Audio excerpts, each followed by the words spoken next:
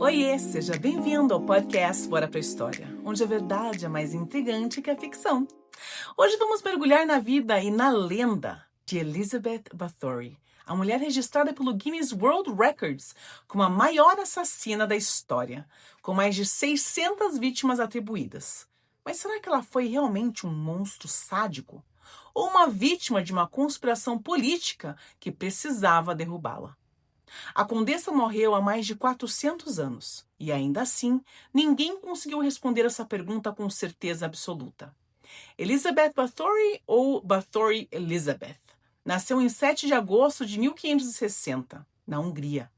Ela vinha de uma das famílias mais influentes da Europa Central, a nobreza protestante que controlava a Transilvânia.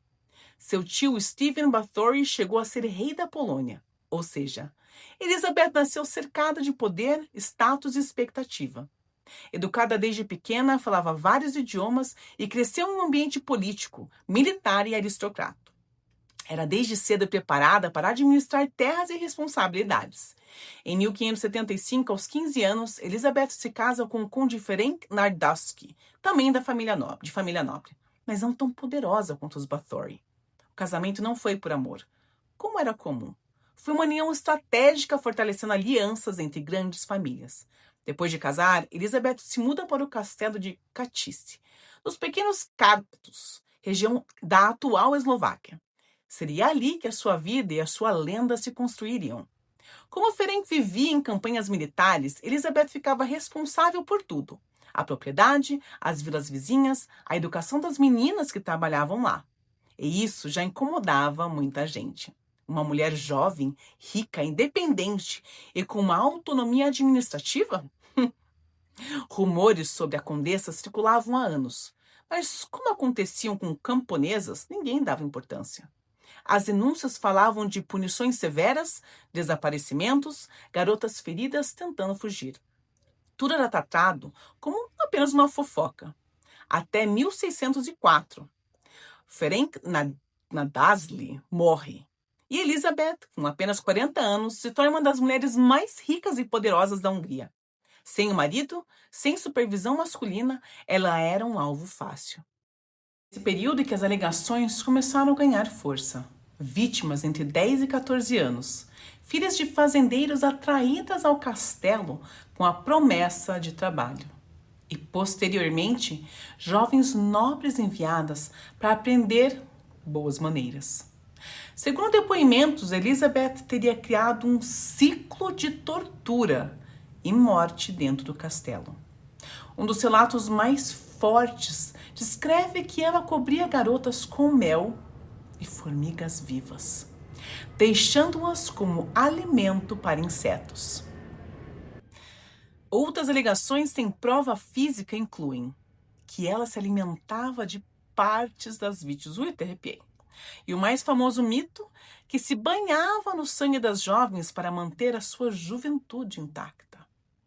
Essas duas últimas histórias não fazem parte dos registros contemporâneos. Surgiram apenas séculos depois. Em 1610, o rei Matias II ordena uma investigação formal. Quem foi o responsável por investigar? Gente, não vou conseguir falar esse nome direito, né? Então, desculpa, mas é György Thurzó, o palatino da Hungria, o equivalente ao ministro supremo. Thurzó envia 2 oficiais para coletar informações. Eles retornam com alguns relatos. Eles disseram que mais de 300 testemunhos, colhidos entre 1610 e 1611, foram de pais dizendo que as filhas desapareceram após trabalhar no castelo. Histórias de torturas extremas e até depoimentos de supostos cúmplices. A equipe de Thurzó entra no castelo em dezembro de 1610. Relatos da época dizem que eles encontraram o seguinte: uma garota que estava morta, uma que estava morrendo e outra que estava ferida.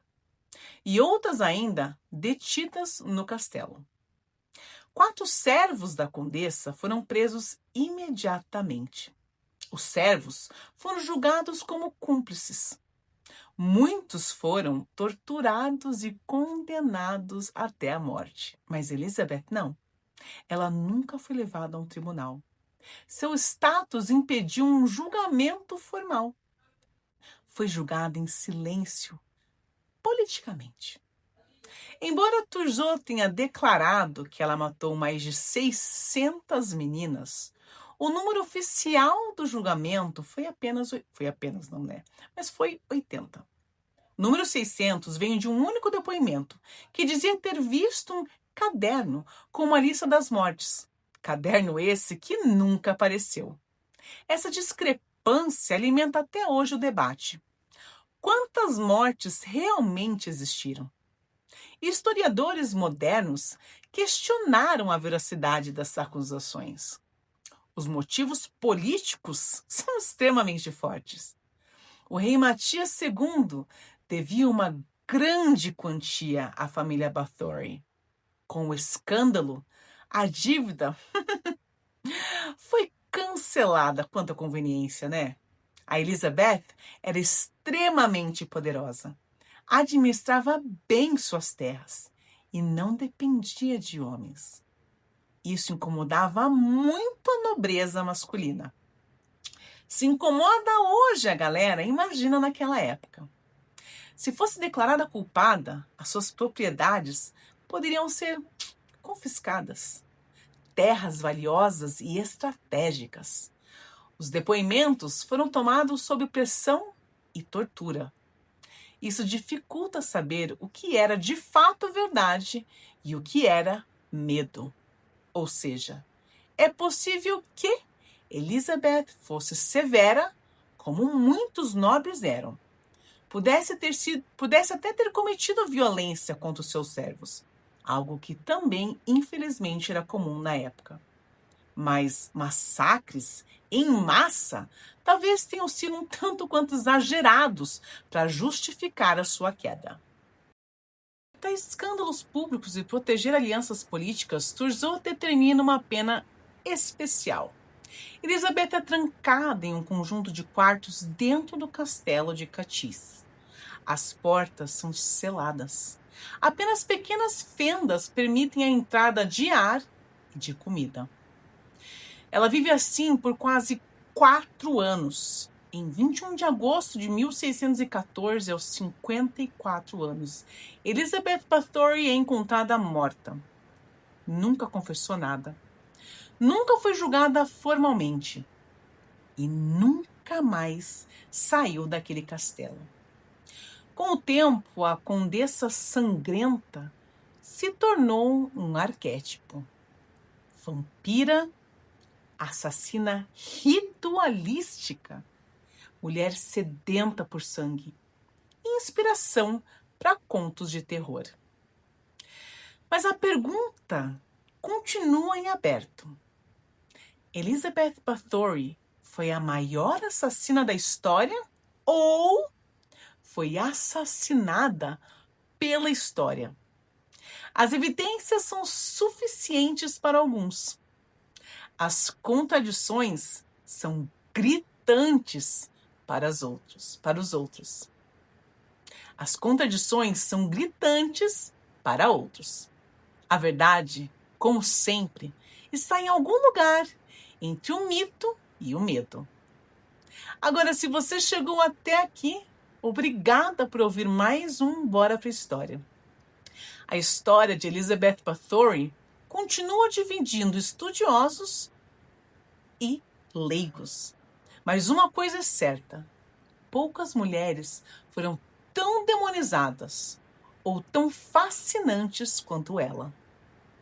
Se quiser apoiar o meu trabalho, o link do Apoia-se está lá na descrição.